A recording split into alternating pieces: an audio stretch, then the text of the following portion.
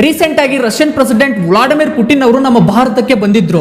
ಮೋದಿಜಿ ಅವರು ಪುಟಿನ್ ನ ಭವ್ಯವಾಗಿ ವೆಲ್ಕಮ್ ಮಾಡಿದ್ರು ಅಂತ ನೀವು ನ್ಯೂಸ್ ಅಲ್ಲೆಲ್ಲ ಕೇಳಿರ್ತೀರಾ. ಅಫ್ಕೋರ್ಸ್ ಜಗತ್ತಲ್ಲಿ ಯಾವ್ದಾದ್ರು ಒಂದು ಕಂಟ್ರಿ ನಮ್ಮ ಭಾರತ ಒಳ್ಳೆ ಪರಿಸ್ಥಿತಿನಲ್ಲಿರ್ಲಿ ಕೆಟ್ಟ ಪರಿಸ್ಥಿತಿನಲ್ಲಿರ್ಲಿ ನಮ್ಮ ಜೊತೆಗಿರೋ ಕಂಟ್ರಿ ಯಾವ್ದಾದ್ರು ಇದ್ರೆ ಅದು ರಷ್ಯಾ ಮಾತ್ರ. ಇದರಲ್ಲಿ ಇನ್ನೊಂದು ಮಾತೇ ಇಲ್ಲ.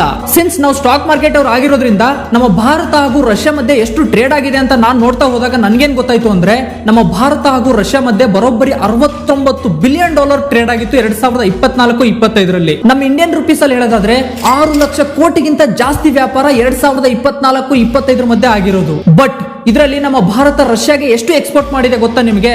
ಕೇವಲ $5 ಬಿಲಿಯನ್ ಅಷ್ಟೇ.